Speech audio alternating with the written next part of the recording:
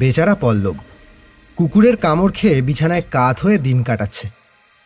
গতকাল সকালের দিকে সাইকেল নিয়ে বাজারের দিকে যাওয়ার সময় হঠাৎ একটা রাস্তার কুকুর তাড়া করে ওকে। রাস্তাটা ছিল সরু, তার উপর ভাঙাচোরা, ফলে জোরে প্যাডেল করে যে চম্পট দেবে সেই সুযোগই পায়নি। ছুটতে ছুটতে এসে গোড়ালির ঠিক উপরে একটা রাম কামড়, বাপরে মারে করে কোনো মতে পা ছাড়িয়ে পালিয়ে বেঁচেছে বেচারা। তারপর খোঁড়াতে খোঁড়াতে বাড়ির পথে বাজার করা মাথায় উঠল। একটা টোটো ডেকে কাকিমা ওকে ডাক্তারের কাছে নিয়ে যায়। এর মধ্যে পল্লব ফোন করে আমাকেও খবর দিয়েছে। আমিও পৌঁছালাম সেখানে। প্রয়োজনীয় চিকিৎসা সেরে ওকে বাড়িতে পৌঁছে দিয়ে এসেছি। তারপর থেকে বেচারা বিছানাতেই দিন কাটাচ্ছে। ক্ষত বেশ গভীর, কয়েকদিন লাগবে সম্পূর্ণ সেরে উঠতে। এমনিতে পল্লব নিজেকে সাহসী প্রমাণ করার জন্য একটু ভান করে, কিন্তু এবার একেবারে নেতিয়ে পড়েছে। সপ্তাহখানেক আর বাড়ি থেকে বেরোবে বলে তো মনে হয় না। আজ সকালে গিয়েও একবার দেখে এসেছি। শীতের শেষে বসন্তের আমেজ একেবারেই নেই, তার বদলে যেন মনে হচ্ছে তীব্র গ্রীষ্মকাল। ক্লান্তিকর উষ্ণ দুপুর অলসভাবেই কাটিয়েছি। বিকেলের দিকে সামান্য হাওয়া বইতে লাগলো। মায়ের হাতে তৈরি এক কাপ গরম চা শেষ করে জামাকাপড় পরিবর্তন করে বেরিয়ে পড়লাম হরিদার চায়ের দোকানের উদ্দেশ্যে। অবশ্য সোজাসুজি এখানে আসিনি, আসার পথে খেলার মাঠে একবার গেছিলাম। কিছুক্ষণ মাঠের ধারে বসে খেলা দেখলাম। তারপর বেলা পড়ে এলে হাঁটতে হাঁটতে এখানে পৌঁছেছি। এখানে বসে এক কাপ চা শেষ করার পর দেখি বুবাই এসে উপস্থিত হলো। ইদানিং বুবাই একটু অনিয়মিত। এখানে আসার নাম করে বাড়ি থেকে বেরিয়ে প্রেমিকার সঙ্গে ঘুরতে যায়। আজ এসেছে দেখে মনটা খুশি হয়ে উঠল। পল্লব আসবে না জানি, অন্তত বুবাই আসার ফলে আসর একটু ভরাট হলো। এবার বিষ্টুদা এসে একটা জমাটি ভূতের গল্প শোনালে সন্ধেটা একেবারে জমে উঠবে। বুবাইকে এদিকে আসতে দেখে আমি বললাম, আরে সূর্য আজ কোন দিক থেকে উঠেছে? এই কেন? তুই তো একেবারে ডুমুরের ফুল হয়েছিস আজকাল। মানে এদিকে আসার নাম করে কোথায় যাস? ভাইটি, গোপন কথাটি যে আর গোপন নেই, ফাঁস হয়ে গেছে। কি কথা? আরে বাবা, এখনো লুকোনোর চেষ্টা করে কি হবে? তা বৌদির নাম কি? আরে না না, ওই আর কি, তেমন কিছু না। তেমন কিছু কিনা সে আমি নিজের চোখেই দেখেছি দুদিন আগে। হ্যাঁ, সাইকেলে বসিয়ে নজরুল রোডে। আরে বাবা, মানেটা কি? সাইকেলে কেউ বসতেই পারে, তার মানে কি সবাই ভালো করেই বোঝে বন্ধু। পিছনে কেরিয়ার থাকতে সামনে যখন বসিয়েছো তখন ডাল মে কুছ তো কালা হ্যাঁ। অবশ্য না না না, কালো হবে কেন, পুরোটাই সাদা। এই সত্যি বলছি, আমি খুব খুশি হয়েছি। কিন্তু ট্রিট চাইবো বলে বেমালুম চেপে যাবি কথাটা আমাদের কাছে। বলতাম রে, আসলে ব্যাপারটা কি বলতো, এমনই একটা হঠাৎ করে হয়ে গেছে না, একটু নিজে নিশ্চিত না হয়ে। হ্যাঁ, সে অবশ্য ঠিক কথা। আজকাল সম্পর্কগুলো সস্তার চাইনিজ প্রোডাক্ট হয়ে গেছে। No guarantee, no warranty. সে ভবিষ্যতে দেখা যাবে। সব কিছু ঠিকঠাক হোক, সেটাই চাই। দেখা যাক। এমন সময় আঙুলের ফাঁকে একটা জ্বলন্ত সিগারেট নিয়ে হাঁটতে হাঁটতে হরিদার দোকানে এসে উপস্থিত হলো আমাদের গুরুদেব, এই আসরের মধ্যমণি বিষ্টুদা। সোজা এসে বেঞ্চিতে বসে বলল, হরি, আমাদের চা দিস। অর্ণব, পল্লব কেমন আছে রে? না না, এমনি কোনো সমস্যা নেই, তবে ফিট হতে কয়েকদিন লাগবে আর কি। দাঁতের ক্ষতগুলো ভালোই গভীর। হ্যাঁ, কুকুর মানুষের বন্ধু, কিন্তু সেই বন্ধু শত্রু হয়ে বসলে ঘোরতর বিপদ। আগামীকাল ভাবছি একবার গিয়ে ওকে দেখে আসবো। তা তোদের খবর কি? আমরা দুজনেই মাথা নেড়ে সব ঠিকঠাক আছে সেই ইঙ্গিত করলাম। এমন সময় হরিদা মাটির ভাঁড়ে আমাদের চা দিল। গরম চায়ে একটা চুমুক দিয়ে বুবাই বলল, আচ্ছা বিষ্ণুদা, ভূত কি শুধু মানুষেরই হয়? না, প্রাণীর প্রাণ আছে, তার আত্মাও আছে। এমন তো হওয়া সম্ভব নয় যে মানুষের আত্মাগুলো ওই অতৃপ্ত হয়ে ঘুরে বেড়ায়, অথচ অন্যান্য প্রাণীর বেলায় বেমালুম ওই গায়েব হয়ে যায়। মোটেই না, প্রাণী মাত্রই তার আত্মা আছে। তবে স্বগোত্রীয় না হলে সচরাচর দেখা যায় না। এই যেমন ধর, মানুষকে মানুষের আত্মা দেখা দেয়, বিড়ালকে বিড়ালের, কুকুরকে কুকুরের। ব্যাপারটা এইরকম। ও, দেখবি অনেক সময় আশেপাশে কোনো মানুষ নেই, অন্য কোনো প্রাণীর চিহ্ন মাত্র নেই, অথচ এক দৃষ্টিতে তাকিয়ে বিড়াল কুকুর এক নাগাড়ে ডাকতে থাকে।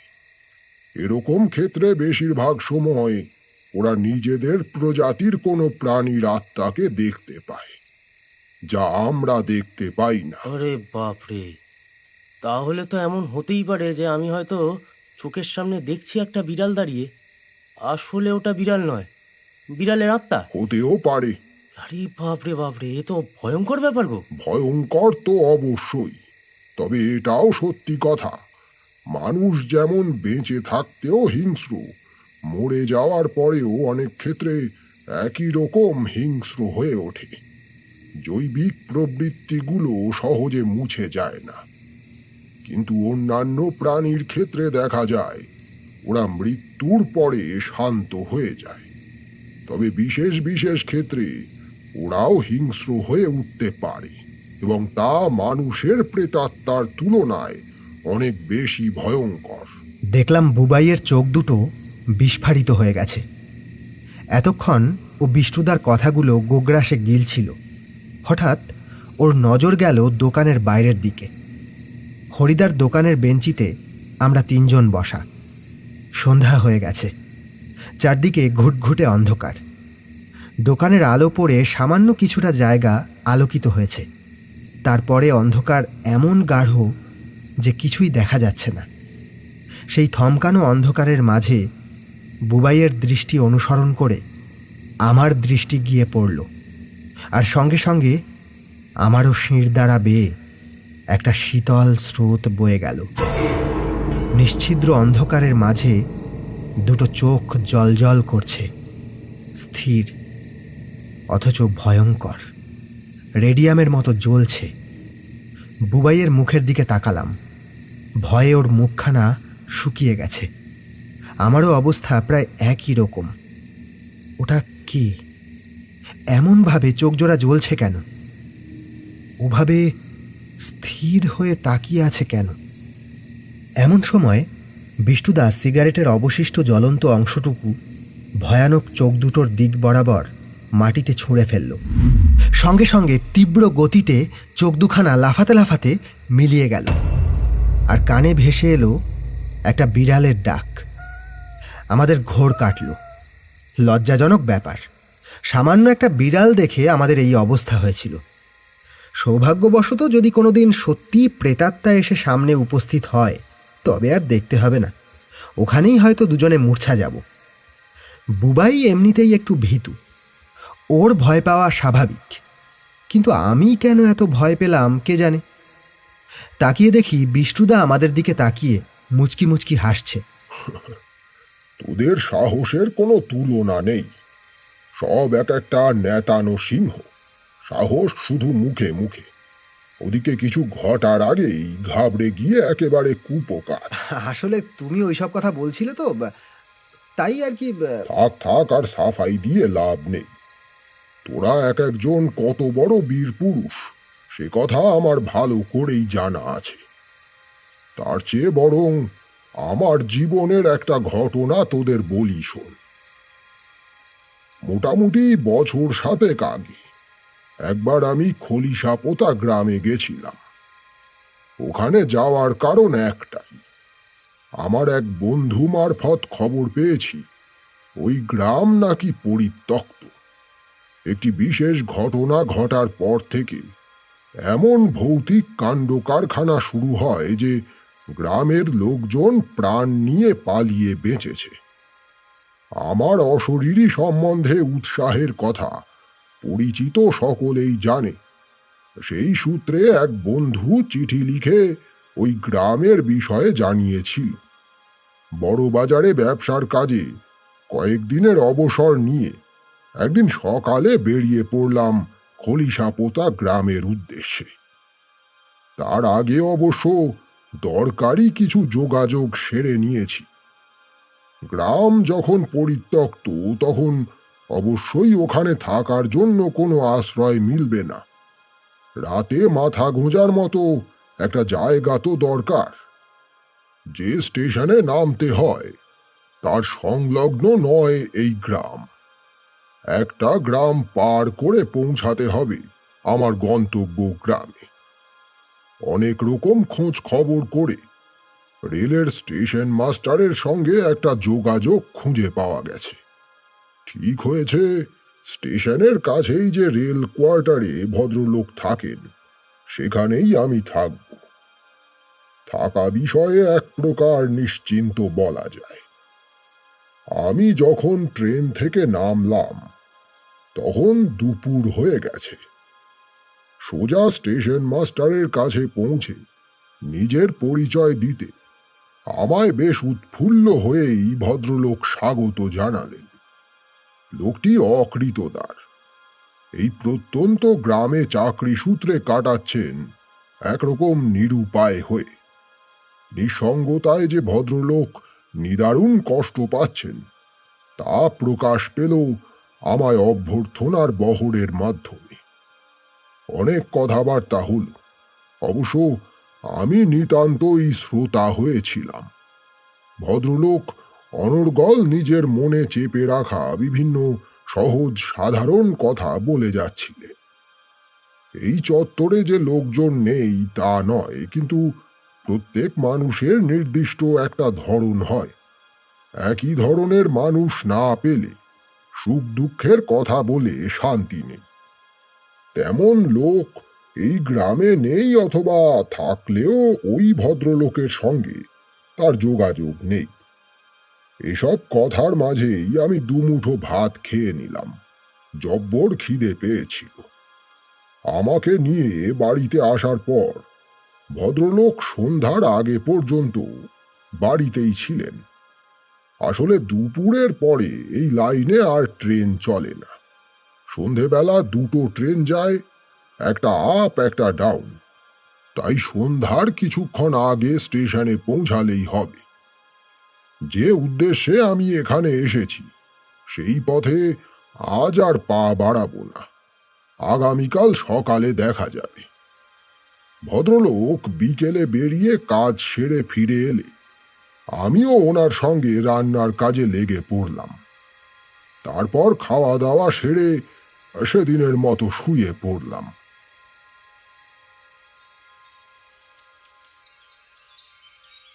সকালে ঘুম থেকে উঠে প্রাতরা সেরে বেরিয়ে পড়লাম হলিশাপোঁতা গ্রামের উদ্দেশ্যে। স্টেশন সংলগ্ন গ্রামটি বেশ মনোরম। গাছপালায় ভরা, হরেক রকম পাখির কুজনে মুখরিত পরিবেশ। দু একটা বাড়ি ঘর মাঝে মাঝে, মাটির বাড়ি, উপরে খড়ের ছাউনি, কোনোটা আবার টালি দিয়ে ছাওয়া। রাস্তার পাশে অনেক জায়গায় বিস্তীর্ণ মাঠ, তাতে সবুজ ঘাসের আস্তরণ। গরু ছাগল সেখানে আপন মনে চড়ে বেড়াচ্ছে। আরো কিছুটা এগিয়ে একটা দিঘি পড়ল রাস্তার ডান দিকে। কাঁচের মতো স্বচ্ছ টলটলে জল তাতে। কিছু হাঁস জলে ভেসে রয়েছে। ঘাটের কাছে কয়েকটা ছিল। আমি সেদিকে যেতেই দূরে সরে গেল। দিঘির এক ধারে কচুরি পানা হয়েছে। এ বড় ভয়ানক বস্তু। পরিষ্কার না করলে কয়েকদিনেই পুরো দিঘি ছেয়ে ফেলবে। আমি পকেট থেকে একটা সিগারেট বের করে ঘাটে বসে টানতে লাগলাম। সকালের ঝলমলে রোদ জলের উপর পড়ে চকচক করছে। বেশ মাছ আছে দিঘিতে। ঘাটের কাছে জলের মধ্যে দেখতে পাচ্ছি। সিগারেটটা শেষ করে পিছনে ফিরতেই আমি রীতিমতো চমকে উঠলাম। অপ্রত্যাশিত কিছু নয়, তবুও কখন নিঃশব্দে একটা কুকুর এসে আমার পিছনে দাঁড়িয়েছে। সাধারণ আর পাঁচটা কুকুর দেখলে হয়তো এভাবে চমকে উঠতাম না।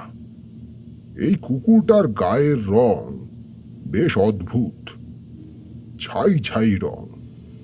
তার মাঝে হলদে আভা রয়েছে। তবে সবচেয়ে বেশি করে যেটা চোখে পড়ে সেটা হলো ওর মুখটা। মুখের একটা ধার যেন ঝলসানো, আর চোখ দুটো কেমন শান্ত, স্থির, নির্লিপ্ত। কোনো হিংস্রতা নেই, তবু অজ্ঞাত কারণে আমার গায়ে কাঁটা দিয়ে উঠল। আমি উঠে পড়লাম। এখানে আর সময় নষ্ট করে লাভ নেই, বরং যে উদ্দেশ্যে বেরিয়েছি সেদিকে এগিয়ে যাওয়াই ভালো। হাঁটতে লাগলাম নিজের মনে। প্রথমটায় লক্ষ্য করিনি, কিছুক্ষণ পরে কি মনে হতে পিছন ফিরে দেখি কুকুরটাও আমার সঙ্গে সঙ্গে চলেছে। মনে মনে ভাবলাম, অবলা জীব নিজের পথে চলেছে। আপন মনে আবার হাঁটতে শুরু করলাম। আরো কিছুক্ষণ পর দাঁড়িয়ে পিছন ফিরলাম।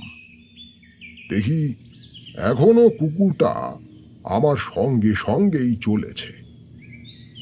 অদ্ভুত ব্যাপার, আমি ওকে চলতে দেখছি না। অর্থাৎ আমি যেই পিছনে তাকাচ্ছি ও দাঁড়িয়ে পড়ছে। আবার আমি যখন মুখ ঘুরিয়ে হাঁটছি ও পিছনে পিছনে হেঁটে আসছে। আরও একটা ব্যাপার, কুকুরটা আমার দিকে তাকাচ্ছে না। এমনটাও হতে পারে আমি যখনই পিছন ফিরছি ও দৃষ্টি সরিয়ে নিচ্ছে। কি জানি কি চায়। সঙ্গে কিছু খাবার থাকলে ওকে দিতাম, কিন্তু ওকে খেতে দেওয়ার মতো কিছুই আমার কাছে নেই। প্রথমটায় খেয়াল করিনি। দেখলাম কুকুরটা একটা পা সামান্য উঁচু করে আছে। সম্ভবত ওই পায়ে চোট লেগেছে। কিন্তু মিনিট 10 কেটে যাওয়ার পরেও ও একবারও ডাকেনি। ব্যাপারটা কি? ও কি চায়? শুধুই কি খাবার পাওয়ার লোভে আমার পিছনে পিছনে চলেছে, নাকি অন্য কিছু? আবার আমি হাঁটতে লাগলাম। এবার আর চোখে লক্ষ্য করতে লাগলাম ওর দিকে। দেখলাম আমার সঙ্গে সঙ্গে খুঁড়িয়ে খুঁড়িয়ে হেঁটে আসছে। আর কিছুক্ষণ পর পর থমকে দাঁড়িয়ে পড়ছে, যেন ওভাবে চলতে ওর খুব কষ্ট হচ্ছে। তাই ক্লান্তিতে কয়েক মুহূর্ত দম নিয়ে আবার চলতে শুরু করছে। একটা ভাবনা আমার মনে অস্বস্তি তৈরি করল। ও পাগল নয় তো? হয়তো নাগালে পেলেই আমাকে কামড়াবে।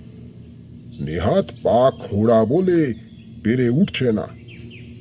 কুকুর সম্পর্কে ভয় আমার কোনোদিনই নেই, কিন্তু এমন অজ্ঞাত জায়গায় ওই বীভৎস চেহারার নিশ্চুপ কুকুরটাকে দেখে আমার মনে ভয়ের সঞ্চার হলো। আমি একটু জোরে জোরে পা চালাতে লাগলাম। মনে তীব্র ইচ্ছা হলো ওর নাগাল ছেড়ে পুরোপুরি বেরিয়ে যাওয়ার। তবে দৌড়ানো বিপজ্জনক। তাতে ও ক্ষেপে উঠে খোঁড়া পা নিয়েই দৌড় দিতে পারে আমার পিছনে। কিন্তু জোরে হেঁটেও দেখলাম আমাদের মধ্যে দূরত্ব সমান রয়ে যাচ্ছে। কোনোভাবেই সে দূরত্ব আমি বাড়াতে পারছি না। প্রথমে দেখে ভয় করছিল, ক্রমে ক্রমে সেই ভয় আতঙ্কে পরিণত হল। তারপর এক সময় ওকে অসহ্য মনে হতে লাগলো। ওর ওই ঝলসানো মুখটার প্রতি আমার মনে তীব্র ঘৃণার সঞ্চার হয়েছে। বেশ অনেকক্ষণ ধরে এভাবে পথ চলার পর একসময় মনকে বুঝিয়ে শান্ত করলাম। আমি আমার মতো চলি, ও যেভাবে পিছনে পিছনে অনুসরণ করতে থাকুক। এতক্ষণ লক্ষ্য করিনি, কুকুরের দিক থেকে মুখ ফিরিয়ে আশেপাশে তাকাতেই মনটা কেমন হু হু করে উঠল। চোখের সামনে 3টে জরাজীর্ণ বাড়ি, মাটির দাওয়ায় গাছপালা গজিয়েছে। একটা তো পুরোপুরি লতা পাতায় ঢেকে গেছে। বাড়িগুলোর খড়ের ছাউনি কালচে বর্ণ ধারণ করেছে এবং তার উপরে শ্যাওলা জমেছে এখানে ওখানে। অনেক জায়গায় ভেঙে চুরে গেছে সেই ছাউনি। বুঝতে পারলাম আমার গন্তব্য, অর্থাৎ সেই জনমানবহীন খলিশাপোতা গ্রামে এসে পৌঁছেছি। চারদিকে দেখতে দেখতে পথ চলতে লাগলাম। ভগ্নপ্রায় যেসব বাড়িঘর চোখে পড়ছে তার অবস্থাও সেই আগের বাড়িগুলোর মতোই। যে পথ ধরে আমি হেঁটে চলেছি তাও লতা পাতা জঙ্গলে প্রায় ঢেকে গেছে। এদিকে যে লোকজন বিশেষ আসে না তা বেশ বুঝতে পারছি। পিছনে ফিরে দেখলাম সেই কুকুরটা কোথায় অদৃশ্য হয়েছে। যাক, ওটা পিছু ছেড়েছে, একটা দিকে নিশ্চিন্ত। এতক্ষণ বারবার মনে হচ্ছিল এই বুঝি এসে ওটা আমায় কামড়ে ধরবে। এই জায়গাটা সত্যি ভয়ানক। বাড়িঘর রয়েছে, জঙ্গলে ভরা উঠোন রয়েছে, অথচ জনপ্রাণীর কোনো চিহ্ন নেই। কিছু একটা অত্যন্ত ভয়ঙ্কর তো রয়েছে অবশ্যই, নয়তো গ্রাম শুদ্ধ লোক এভাবে সব কিছু ছেড়ে চলে যাবে কেন? আমার উদ্দেশ্য এখানে এক রাত কাটানো, কিন্তু গাছপালার তলায় তো আর সারা রাত থাকা যাবে না। ওই জরাজীর্ণ বাড়িগুলোর মধ্যে একটা বাড়ি নির্বাচন করতে হবে যেখানে রাতটুকু কাটাতে পারব। এবেলায় ঘুরে দেখে গিয়ে বিকেলের দিকে সমস্ত প্রয়োজনীয় জিনিসপত্র সঙ্গে নিয়ে চলে আসব। দেখা যাক তেমন কোনো অলৌকিক ঘটনা ঘটে কিনা। খুঁজতে খুঁজতে একটা বাড়ি চোখে পড়ল। এই বাড়িটার খড়ের চালেও শ্যাওলা জমেছে। অন্যগুলোর মতো খড়ের রং কালো হয়ে গেছে, তা সত্ত্বেও কোথাও ভেঙে পড়েনি। গোটা বাড়িটাই মোটামুটি ঠিকঠাক আছে বলা যায়। সামনে মাটির দাওয়ায় কিছু লতা পাতা সাপের মতো এঁকে বেঁকে রয়েছে। হাত দিয়ে টান দিতে সেগুলো দাওয়া ছেড়ে চলে এল। ধুলোবালি আর কিছু শুকনো পাতা ছাড়া মাটির শুকনো দাওয়ায় আর কিছুই রইল না। বাঁশ ফালি করে ছিঁড়ে ঘরের দরজা তৈরি, কোনো তালা তাতে লাগানো নেই। একটা নাইলনের দড়ি দিয়ে পাল্লা দুটো আটকানো। দড়ির ফাঁস খুলতেই দরজাটা খুলে গেল, আর সঙ্গে সঙ্গে আমাকে চমকে দিয়ে চামচিকে জাতীয় একটা কিছু আমার কানের পাশ দিয়ে ফরফর করে উড়ে চলে গেল। প্রাথমিক অভিঘাতে আমি কয়েক পা পিছিয়ে এলাম। তারপর ঢুকলাম সেই ঘরের মধ্যে। ঘরের ভিতরে বাঁশ দিয়ে তৈরি একটা চৌকি রয়েছে, তাছাড়া আর কিছু নেই। সব দিকেই মাকড়সা জাল বিস্তার করেছে। হাত দিয়ে সেগুলো সরিয়ে চৌকির কাছে গিয়ে দেখলাম সেটার উপরে ধুলোর পুরু আস্তরণ পড়েছে ঠিকই, তবে এখনো সেটা যথেষ্ট মজবুত। ওটার উপরে শুয়ে এক রাত দিব্যি কাটানো যাবে।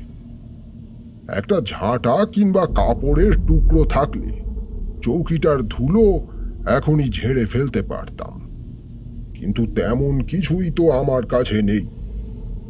হঠাৎ মনে পড়ল এই বাড়ির উঠোনে একটা ছোট নারকেল গাছ দেখেছি।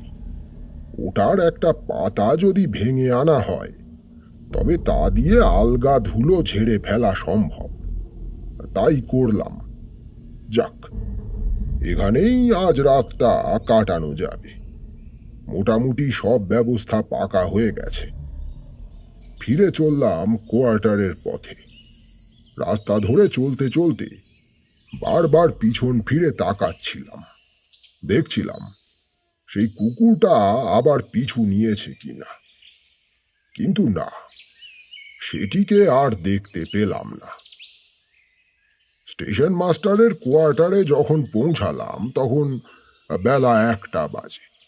ভদ্রলোক দুপুরে ট্রেন চলে গেলে বাড়িতে ফিরেছেন।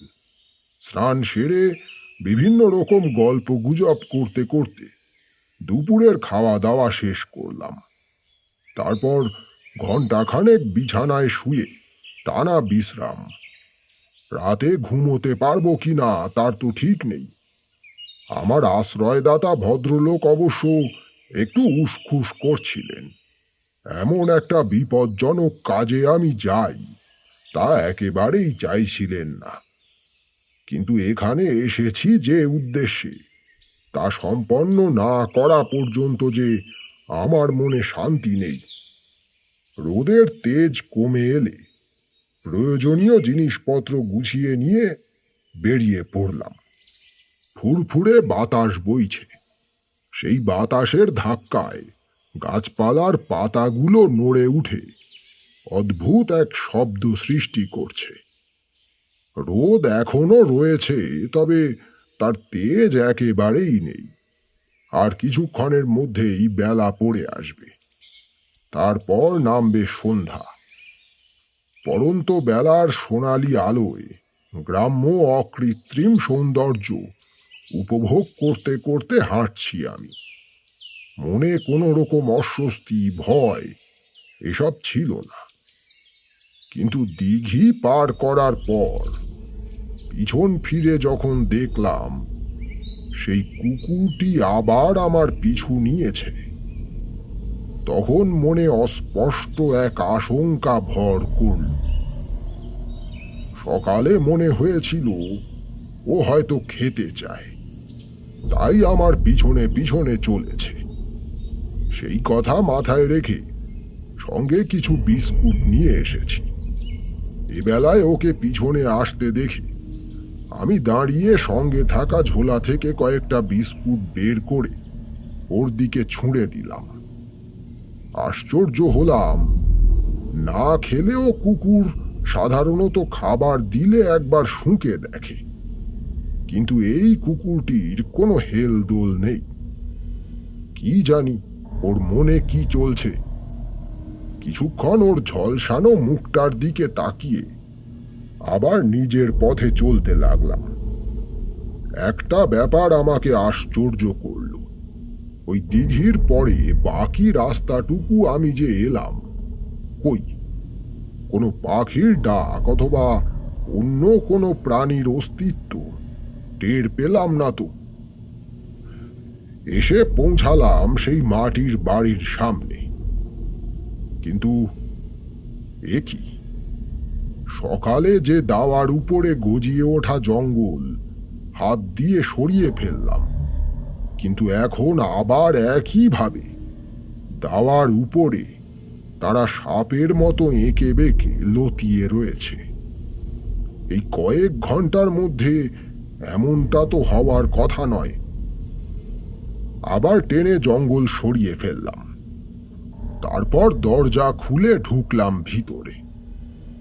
সকালে কুকুরটা অদৃশ্য হয়ে গেছিল, এবার কিন্তু সেটা সোজা আমার সঙ্গে সঙ্গে ঘরের ভিতরে ঢুকে পড়ল। এ আর এক বিপদ। কুকুর আমি ভালোবাসি না তা নয়, তবে এভাবে একটা অচেনা কুকুর একই ঘরে থাকবে, বিষয়টা অস্বস্তিকর। আমি তাড়িয়ে সেটাকে বের করতে চাইলাম, কিন্তু আমাকে ও যেন পাত্তাই দিল না। চুপচাপ এক কোণে শরীরটাকে গুটিয়ে শুয়ে পড়ল। কয়েকবার চেষ্টা করে ব্যর্থ হয়ে আমিও হাল ছেড়ে দিলাম। আর যাই হোক, এখনো পর্যন্ত কুকুরটা কোনো আক্রমণাত্মক আচরণ করেনি। মাটির মেঝেতে শুয়ে যদি আমার এই নিঃসঙ্গ অভিযানে সঙ্গী হতে চায়, তবে মন্দ কি। বরং একা একা এভাবে কাটাতে কিছুক্ষণ পরে অস্বস্তি হবে। ও থাকলে ওর সঙ্গেই নয় বকবক করব। জানি এই সঙ্গী আমার কথার কোনো প্রত্যুত্তর দেবে না, তবু মন্দ নয়। আমি আর ওকে তাড়ানোর চেষ্টা করলাম না। বাঁশের তৈরি চৌকির ধুলো ভালো করে ঝেড়ে ফেললাম এক টুকরো কাপড় বের করে। তারপর একটা চাদর পেতে দিলাম তার উপর। একটু শক্ত এবড়ো খেবড়ো হলো বিছানাটা, তবে শোয়া যাবে। সকালে গায়ে একটু ব্যথা হতে পারে, এই যা। সঙ্গে আনা কার্বলিক অ্যাসিডের বোতল থেকে ফোঁটা ফোঁটা করে ঘরের চারদিকে ছড়িয়ে দিলাম। বলা তো যায় না, রাত বিরেতে এই লতা পাতা গাছপালায় ভরা জায়গায় সাপ খোপ আসতে কতক্ষণ। ততক্ষণে আলো কমে এসেছে। একটা মোমবাতি জ্বালিয়ে মাটির দেওয়ালে একটা তাকের মতো জায়গা আছে, সেখানে রাখলাম। ঘরটা মোমের লালচে আলোয় ভরে উঠল। কি করি এখন? একবার দরজার বাইরে উঁকি দিলাম। অন্ধকার হয়ে এসেছে। উসখুস করতে করতে বিছানায় গা এলিয়ে দিলাম। দেখে যতটা এবড়ো খেবড়ো মনে হয়েছিল, শুয়ে তেমনটা অনুভব করলাম না। আমি সঙ্গে করে আমার টর্চটা, রাতের খাবার দাবার, এক ফ্লাক্স গরম জল, কফি, জলের বোতল, এইসব প্রয়োজনীয় জিনিসপত্র নিয়ে এসেছি। জিনিসগুলো বের করে চৌকির যেদিকে মাথা দিয়েছি সেদিকেই এক ধারে সাজিয়ে রেখেছি। আধ ঘন্টা মতো চুপচাপ বিছানাতেই শুয়ে রইলাম। এতটা পথ হেঁটে এসে একটু হাঁপ ধরেছিল। এই ক্লান্তি কিছুক্ষণের মধ্যেই কেটে গেল। উঠে পড়লাম। বাইরে ততক্ষণে অন্ধকার গাঢ় হয়ে উঠেছে। অনবরত ঝিঝির ডাক কানে ভেসে আসছে। ফ্লাক্স থেকে গরম জল ঢেলে এক পেয়ালা ব্ল্যাক কফি বানালাম। কুকুরটা ঘরের কোণায় শুয়ে মরার মতো তাকিয়ে আছে। চোখের মণি স্থির। সেই স্থির মণিতে মোমবাতির কম্পমান শিখা প্রতিফলিত হচ্ছে। যেন মনে হচ্ছে ওই বীভৎস মুখখানায় চোখের জায়গায় দুখানা আগুনের শিখা জ্বলছে। নির্জন এই গোটা গ্রামে সন্ধ্যার নীরব অন্ধকারে আমি একা বসে আছি একটা পরিত্যক্ত মাটির বাড়িতে। আমার সঙ্গী একটি ভয়ঙ্কর দর্শন সারমেয়। কফি শেষ করে একটা বই নিয়ে চৌকিতে শুয়ে পাতা উল্টাতে লাগলাম। একা একা সত্যি অস্বস্তি হচ্ছে। বয়স যখন কম ছিল তখন এমন অভিযানে কোনো অসুবিধাই হতো না। বয়স বাড়ার সঙ্গে সঙ্গে একাকিত্ব মানুষের দুঃসহ হয়ে ওঠে। এভাবেই অনেকটা সময় কাটল, কিন্তু এখনো পর্যন্ত কোনো অলৌকিক অনুভূতি আমার হয়নি। সব কিছু শান্ত, স্বাভাবিক। রাত তখন 8টা, 8:30 হবে। হঠাৎ মনে হলো ঘরের বাইরে মাটির দাওয়ার উপরে কেউ একজন হাঁটছে। এ প্রান্ত থেকে ও প্রান্ত পায়চারি করে বেড়াচ্ছে। সম্ভবত কোনো মহিলা। কাপড় চোপড়ের শব্দ সঙ্গে নুপুরের মৃদু আওয়াজ শুনে তাই আন্দাজ করলাম। কিন্তু এই রাতে এখানে কে আসবে? এই জনমানবহীন গ্রামে, বিশেষত মহিলা। আমি ধীরে ধীরে চৌকি ছেড়ে উঠলাম। চোখ গেল কোনায় শুয়ে থাকা কুকুরটার দিকে। ও উঠে দাঁড়িয়েছে। প্রথম থেকেই ওকে দেখে আমার নির্লিপ্ত মনে হয়েছিল। ওর চোখে কোনো হিংস্রতা ছিল না, কিন্তু এখন দেখে মনে হচ্ছে ওর চোখে অমানুষিক হিংস্রতা জ্বলজ্বল করছে। আমি দরজাটা আলতো করে খুলে বাইরে উঁকি দিলাম। সঙ্গে সঙ্গে একটা খিলখিলে মহিলা কণ্ঠের হাসি বাইরের অন্ধকার থেকে ভেসে এলো।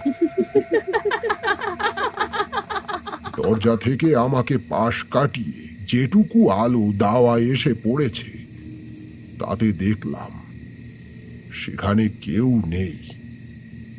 শুধু অদ্ভুত মায়া বলে লতানো গাছগুলো আবার ফিরে এসেছে।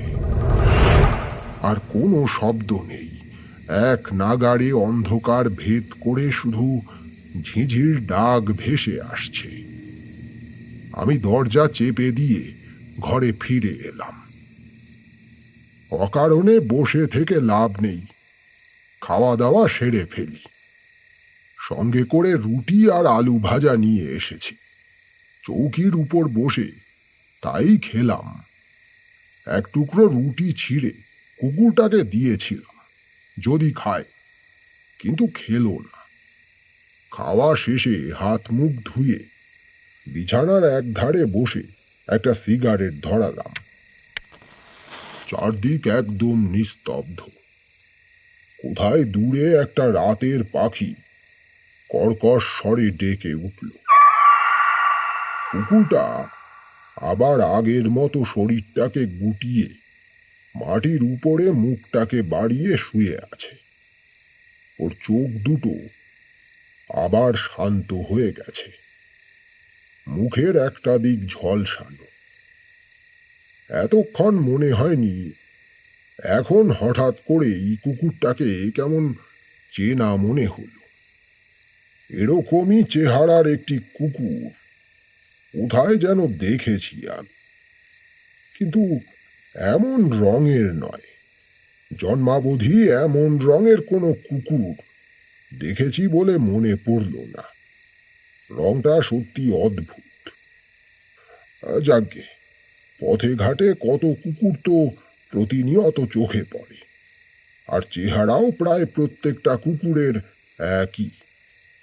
মোমবাতিটা নিভিয়ে হাতের কাছে টর্চটা নিয়ে শুয়ে পড়লাম। কার্বলিক অ্যাসিডের ঝাঁঝালো গন্ধ নাকে ভেসে আসছে, কানে আসছে একঘেয়ে ঝিঝির ডাক। বেশ কিছুক্ষণ উসখুস করতে করতে এক সময় ঘুমিয়ে পড়লাম।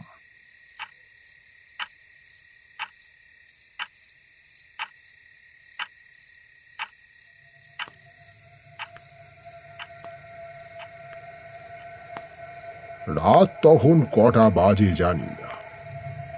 হঠাৎ ঘুম ভাঙল একটা শব্দে।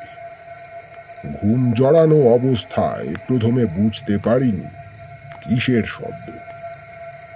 ঘোর কাটতে স্পষ্ট শুনতে পেলাম সেই নূপুরের শব্দ আবার দরজার ওপার থেকে ভেসে আসছে। আমার সমস্ত ইন্দ্রিয় সজাগ হয়ে উঠল। ঘরের ভিতরে ঘুটঘুটে অন্ধকার, মোমবাতি নেভানো, অথচ স্পষ্ট দেখলাম যেখানে সেই কুকুরটা শুয়েছিল সেখানে জ্বলন্ত দুখানা চোখ। প্রদীপ শিখার প্রতিফলন ভেবে ভুল করেছিলাম তখন। রাগে ফুঁসতে থাকা কুকুরের শব্দ আসছে ঘরের সেই কোণা থেকে। আমি টর্চের আলো ফেললাম সেই দিকে।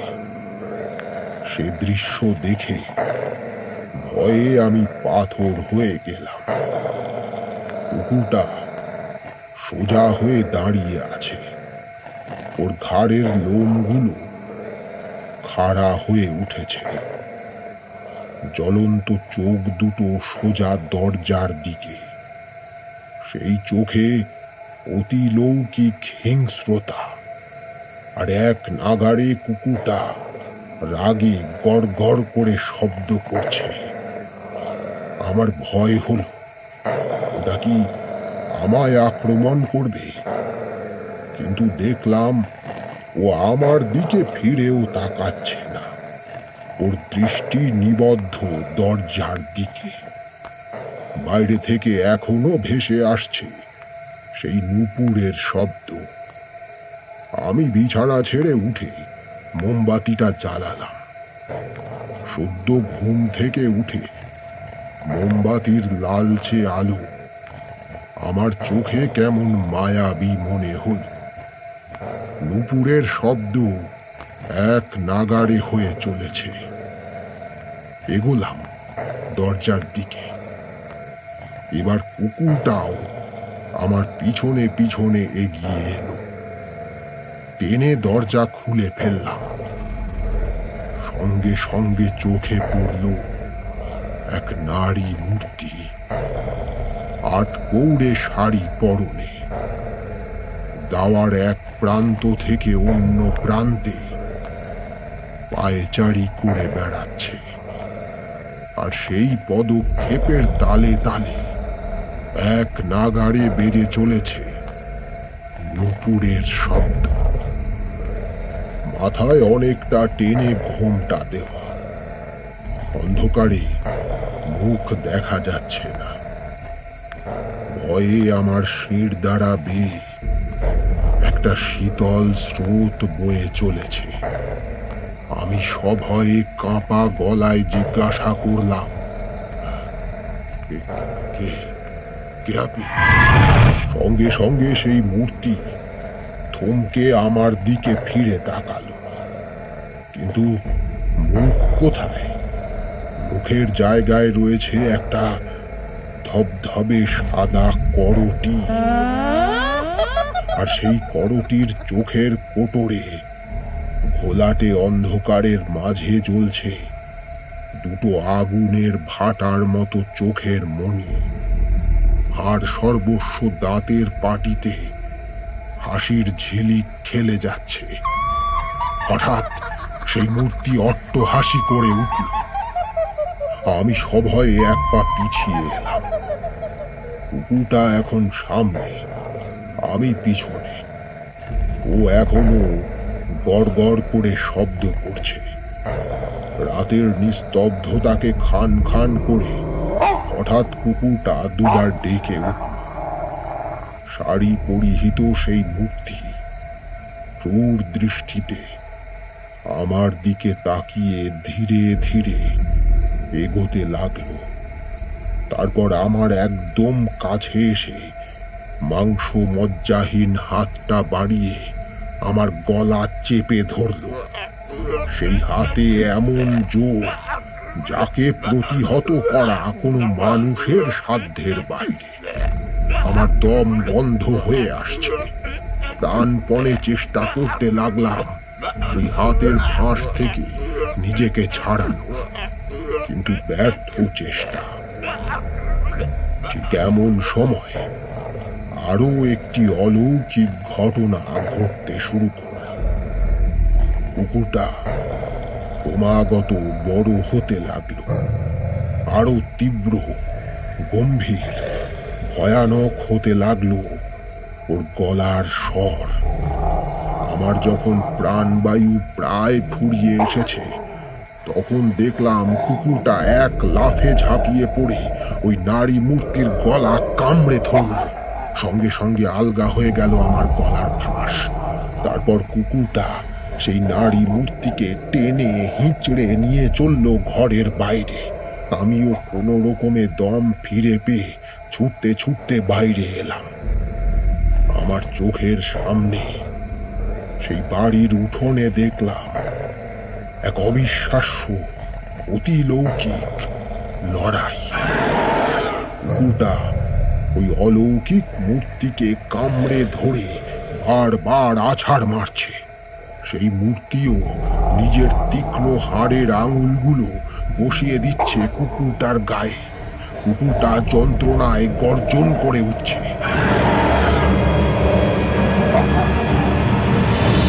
এভাবে চলতে চলতে এক সময় সেই অলৌকিক মূর্তি নিস্তেজ হয়ে পড়ল। কুকুরটা কয়েক পা এগিয়ে এলো আমার দিকে। ওর চোখের হিংস্রতা আবার বিলীন হয়েছে।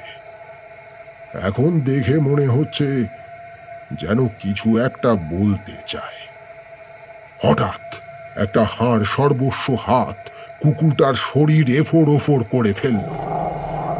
ঠিক সেই মুহূর্তে মনে পড়ল, এই কুকুরটাকে আমি কোথায় দেখেছি। এই যে আমার হারিয়ে যাওয়া ভুলু। সঙ্গে সঙ্গে ভুলুর বিশাল মূর্তি ঘুরে হা করে অপর মূর্তির করটি কামড়ে ধরল। পরক্ষণে হাড় ভাঙার তীব্র আওয়াজ, এবং সঙ্গে সঙ্গে দুটো মূর্তি দলা পাকানো অবস্থায় দাউ দাউ করে জ্বলে উঠল। আমি বিস্ময়ে নির্বাক হয়ে তাকিয়ে রইলাম শুধু। কিছুক্ষণ দাউ দাউ করে আগুন জ্বলে সব কিছু বিলীন হয়ে গেল। আমি দাওয়াতেই বসে পড়লাম। ভুলু আমার পোষা কুকুর, তোরা তো জানিস সে কথা। একদিন হঠাৎ করেই ও হারিয়ে যায়, তারপর আর কখনো দেখিনি। কোনোভাবে হয়তো ওর মৃত্যু হয়েছে, হয়তো সে মৃত্যু ছিল নৃশংস। ওর মুখের ওই ঝলসানো দাগ হয়তো তারই সাক্ষী। মৃত্যুর পরে ও ওই রূপ পেয়েছিল। আজকে অলৌকিক শক্তির হাত থেকে আমাকে রক্ষা করতে ওর আত্মা আমার সঙ্গ নিয়েছিল। খেতে চায়নি, আদর চায়নি, শুধু আমাকে রক্ষা করতে চেয়েছে এবং শেষ পর্যন্ত রক্ষা করেছে। এসব কথা ভাবতে ভাবতে আমার চোখের কোণা বেয়ে জল গড়িয়ে পড়ল। অনেকক্ষণ ওভাবেই ওখানে বসেছিলাম। একসময় ভোরের আলো ফুটল। আমি জিনিসপত্র সব গুছিয়ে নিয়ে স্টেশন মাস্টারের কোয়ার্টারের দিকে রওনা হলাম। এই ঘটনার পর থেকে ওই গ্রাম বিপদ মুক্ত হয়েছে। যে অশরীরী আত্মা ওখানে বন্দী হয়েছিল সে মুক্তি পেয়েছে। এখন আবার ওখানে লোকজন বসবাস করে। মানুষজন নিজেদের ভিটে মাটি ফিরে পেয়েছে। তবে সেই কৃতিত্ব আমার নয়, আমার আদরের পোষ্য ভুলুর। দেখলাম বিষ্টুদার চোখের কোণা চিকচিক করছে। বুবাই বলল, কুকুর সত্যিই মানুষের প্রকৃত বন্ধু। আমার মনে হয় কি জানো, পল্লবটা কিছু একটা খোঁচাখুচি করেছিল, সেই জন্যই ব্যাটাকে কামড়েছে। দেখ, সেটা অবশ্য বলা যায় না, মানে মানুষের মতো ওদেরও তো মাঝে মাঝে মাথা খারাপ হয়। কি বলো বিষ্টুদা? বিষ্টুদা এ কথার কোনো উত্তর দিল না। বেঞ্চি ছেড়ে উঠে পড়ে বলল, চল, অনেক রাত হয়েছে। এ কথা বলে দোকান থেকে বেরিয়ে হাঁটতে হাঁটতে অন্ধকারে মিলিয়ে গেল বিষ্টুদা। ঠিক সেই সময় দোকানের পাশে শুয়ে থাকা একটা কুকুর আচমকাই ডেকে উঠল।